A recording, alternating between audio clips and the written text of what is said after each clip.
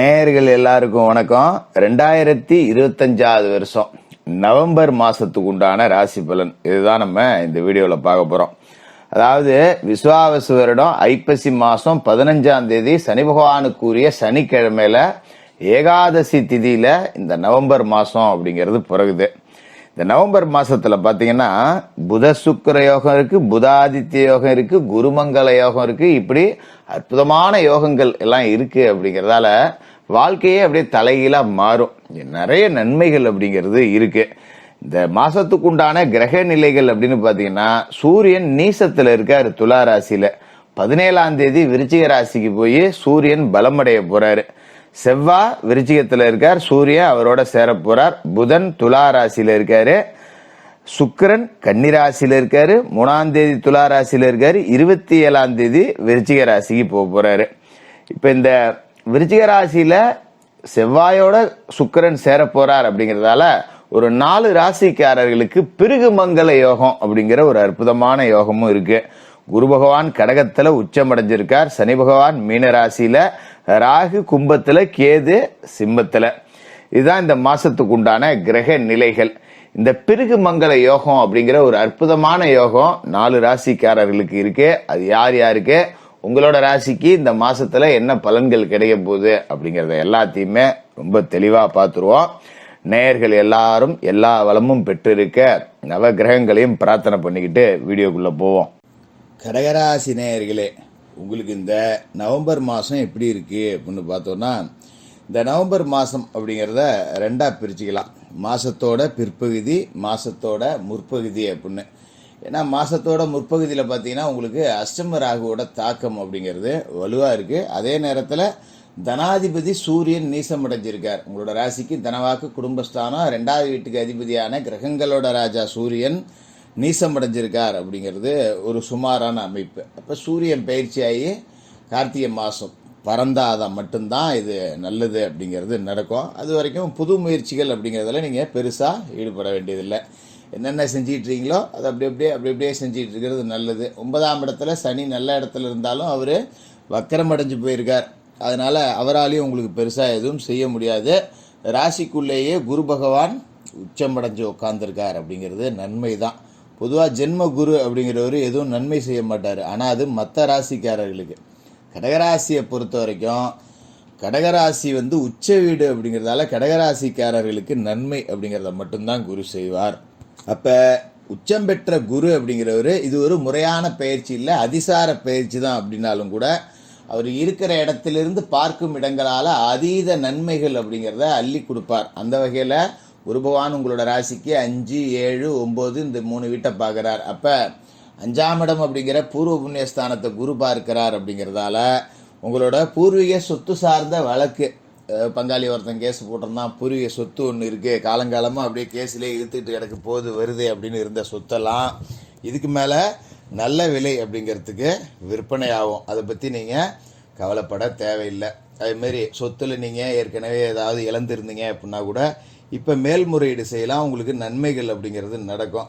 அதுமாரி பிள்ளைகளை நினச்சி கவலை அப்படிங்கிறது ஒரு பக்கம் இழுத்துக்கிட்டே இருந்திருக்கும். பிள்ளைங்க ஒழுங்காக படிக்க மாட்டேங்குது, படித்து முடிச்சுட்டு வீட்டில் தெண்டமாக உட்காந்துருக்கு, ஒரு வேலை வெட்டிக்கு போக மாட்டேங்குது, சொன்னதை கேட்க மாட்டேங்குது, இப்படிலாம் இருந்த நிலைமை அப்படிங்கிறது இதுக்கு மேலே மாறும். பொறுப்பு இல்லாமல் இருந்த பிள்ளைங்க கூட தங்களோட பொறுப்பை உணர்ந்து நடந்துப்பாங்க. சரி, நம்ம தாய் தகப்பன் நமக்காக தான் கஷ்டப்படுறாங்க, நம்மளால் முடிஞ்ச உதவிகளை அவங்களுக்கு நாம் செய்யணும் அப்படிங்கிற அளவுக்கு நிறைய நன்மைகள் அப்படிங்கிறது பிள்ளைகளாலேயும் நடக்கும். இதுமாரி படித்து முடிச்சுட்டு வேலை இல்லாத பிள்ளைகளுக்கு வேலை கிடைக்கும். மந்த நிலையில் இருந்த மாணவர்கள் கூட இதுக்கு மேலே நல்லபடியாக படிப்பாங்க. இது எல்லாம் உங்களுக்கு நல்லபடியாகவே நடக்கும். இதுமாரி பிள்ளைகளை பற்றின கவலை அப்படிங்கிறத இதுக்கு மேலே நீங்கள் விட்டுறலாம்.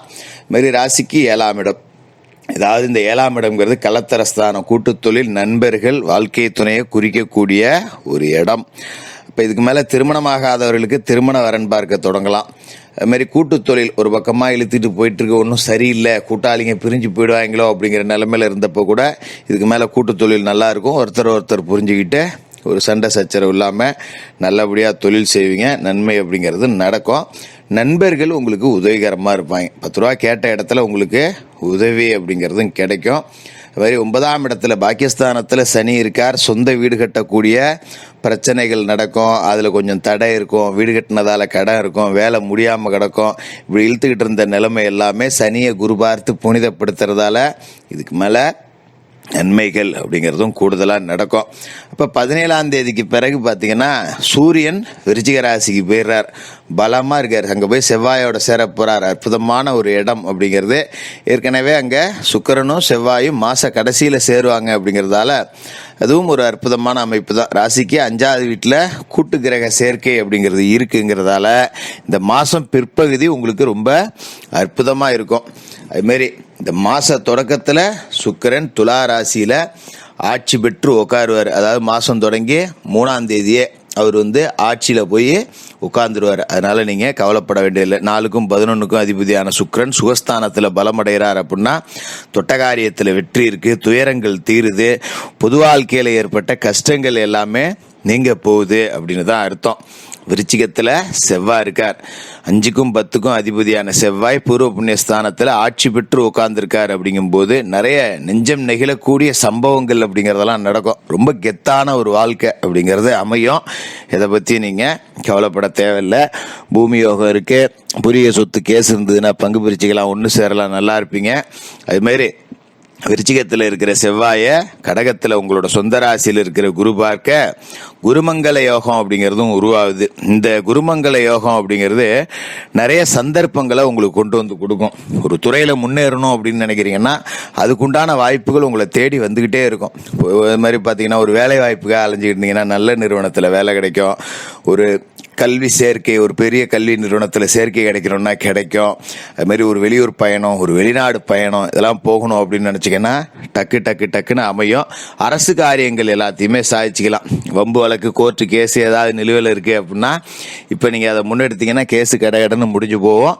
தீர்ப்பு உங்களுக்கு சாதகமாக இருக்கும். அதுமாரி தேவைக்கு உண்டான காசு பணம் அப்படிங்கிறதும் வந்துக்கிட்டே இருக்கும்.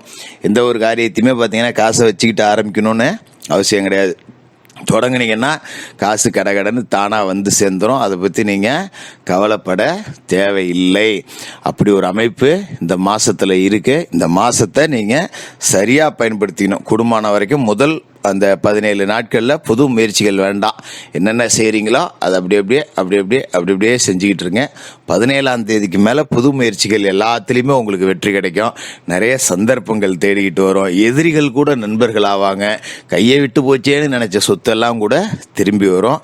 அப்படி பல அற்புதமான நன்மைகள் அப்படிங்கிறது தொடர்ச்சியாக உங்களை தேடிட்டு வர போகிற மாதமாக இருக்குது. அதனால் இந்த அஷ்டமத்து ராகுவுக்கு மட்டும் பரிகாரம் அப்படிங்கிறத நீங்கள் பண்ணி தான் ஆகணும். அதனால் என்ன பண்ணணும் அப்படின்னா செவ்வாய்க்கிழமை ராகு கால நேரத்தில் துர்க்கை அம்மனுக்கு எலுமிச்சை தீபம் அப்படிங்கிறத ஏற்றுங்க. வீடு இல்லாமல் இருக்கிறவங்க, சாலையோரத்தில் வசிக்கக்கூடியவர்களுக்கு உங்களால் முடிஞ்ச உதவி செய்யுங்க. இப்போ இந்த மழை காலங்கிறதால நிறைய பேர் நினைச்சிக்கிட்டு இருப்பாங்க. உங்களால் முடிஞ்சது ஒரு தார்ப்பா வாங்கி கொடுக்கறது, ஒரு டென்ட் வாங்கி கொடுக்கறது, ஒரு கொடை வாங்கி கொடுக்கறது, செருப்பு வாங்கி கொடுக்கறது, இல்லை ஒரு அன்னதானம் பண்ணுறது, இந்த மாதிரி வீடற்றவர்களுக்கு உங்களால் முடிஞ்ச உதவிகளை செய்யுங்க. மிக சிறந்த மாதமாக இந்த நவம்பர் மாதம் இருக்கும். கடகராசிக்காரர்களுக்கு வாழ்த்துக்கள்.